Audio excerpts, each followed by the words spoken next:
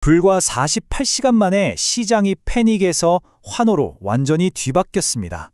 월스트리트는 이 현상을 설명하기 위해 아주 기묘한 이론을 사용하고 있는데요. 오늘 바로 그 이론의 실체를 한번 파헤쳐 보겠습니다. 정말 딱 하루 차이였습니다. 화요일의 시장은 2%나 폭락하면서 그야말로 패닉 상태였고 S&P 500 지수는 연초 대비 수익률이 마이너스로 돌아섰죠. 그런데 바로 다음 날 시장은 언제 그랬냐는 듯 1.2% 넘게 급등하면서 모든 손실을 만회하고 다시 플러스로 전환했습니다. 아니, 어떻게 하루 만에 이런 극적인 반전이 가능했던 걸까요? 도대체 무엇이 시장을 이렇게까지 뒤흔든 걸까요? 이 질문이 바로 오늘 우리가 풀어야 할 미스터리의 핵심입니다. 월가의 투자자들이 이 미스터리를 푸는 열쇠로 지목한 건 좀 엉뚱하게 들릴 수도 있는 타코라는 단어였습니다. 네, 맞습니다. 우리가 아는 그 멕시코 음식이요. 하지만 여기엔 전혀 다른 뜻이 숨어 있죠.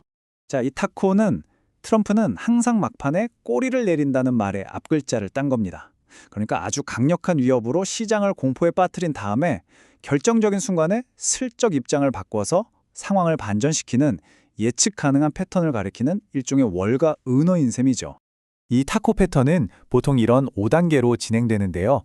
첫째, 일단 강력한 발표로 겁을 줍니다. 이번엔 그린란드 관세가 그 미끼였죠. 둘째, 시장은 즉시 패닉에 빠져서 주가가 폭락하고요.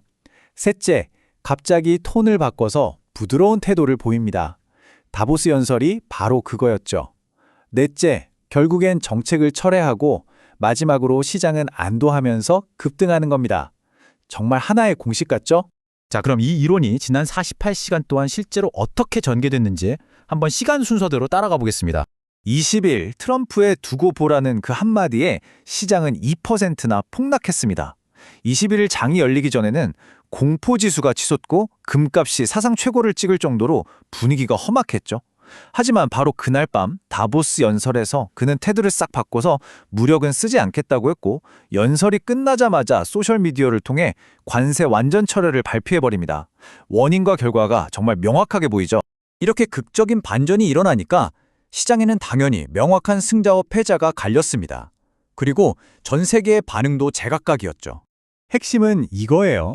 시장 분위기가 무서워, 안전한 데 있자 하는 리스크 회피 모드에서 좋아, 가자, 좀 위험해도 수익 높은 곳으로 하는 위험 선호 모드로 순식간에 바뀐 겁니다. 투자자들이 안전자산을 팔고 위험자산으로 몰려갔다는 뜻이죠.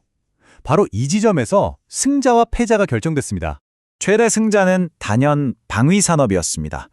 로키드 마틴, 노스롭 그루만 같은 대표적인 방산주들이 급등했죠. 왜냐하면 트럼프가 다보스 연설에서 최고의 무기를 생산해야 한다고 콕 집어서 강조했기 때문입니다. 반면에 가장 큰 패자는 금 같은 안전자산이었어요. 이 숫자 좀 보세요. 단 하루 만에 금 1온스 가격이 무려 101달러나 폭락했습니다. 투자자들이 얼마나 빠르게 안전자산에서 빠져나왔는지를 아주 극명하게 보여주는 숫자죠. 이렇게 시장에 다시 위험을 감수하려는 심리가 확 살아나니까 투자자들의 관심이 어디로 쏠렸겠어요? 바로 성장주, 특히 AI 섹터로 다시 몰린 거죠. 마침 세계 최대 자산운용사 블랙록에서 AI법을 걱정은 과도하다는 흥미로운 분석을 내놨습니다. 그 근거가 아주 명확합니다.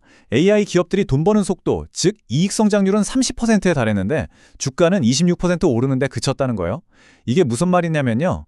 실적이 주가보다 더 빨리 성장해서 오히려 주식의 가치가 더 저렴해졌다는 뜻입니다.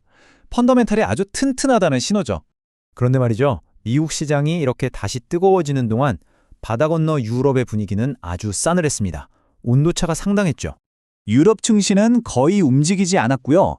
EU 지도자들은 오히려 이런 장난은 위험하다고 경고의 목소리를 냈습니다. 심지어 미국과의 무역 협상을 중단할 수도 있다는 이야기까지 나왔죠. 덴마크는 아예 그린란드에 군대를 추가로 보내면서 그린란드는 팔 물건이 아니다 라고 못을 박았습니다. 한마디로 이번엔 그냥 넘어가는 것 같지만 우린 당신들 못 믿겠다. 뭐 이런 냉담한 반응이었던 겁니다.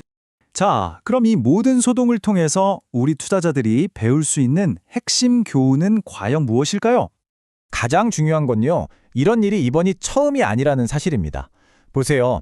지난 1년간에도 커피 관세부터 전자제품 관세까지 비슷한 패턴이 계속해서 반복되어 왔습니다. 강경한 위협으로 시장을 한번 크게 흔들고 막판에 철회하는 이 방식, 말 그대로 역사는 반복되고 있는 거죠. 그렇다면 핵심 교훈은 명확해집니다. 첫째, 이 타코 팩터는 일회성 이벤트가 아니라 앞으로도 반복될 가능성이 높은 전략이라는 점. 둘째, 그렇기 때문에 이런 정치적 리스크로 시장이 갑자기 확 무너질 때 이건 공포에 팔아야 할 때가 아니라 오히려 역발상으로 싸게 살 기회가 될 수 있다는 겁니다. 셋째, 이런 변동성을 기회로 삼으려면 포트폴리오의 일정 부분은 항상 현금으로 들고 있는 게 중요하겠죠. 마지막으로 실제 정책 그 자체보다 시장 참여자들의 심리를 읽는 게 더 중요해졌다는 겁니다. 다코이로는 이번에도 정말 완벽하게 들어맞았습니다. 그런데 여러분은 어떻게 생각하시나요? 이 예측 가능한 패턴이 과연 앞으로도 계속 유효할까요? 아니면 언젠가는 정말로 꼬리를 내리지 않는 진짜 위협이 닥칠 수도 있지 않을까요? 시장의 다음 수를 읽는 건 이제 우리 모두의 몫입니다.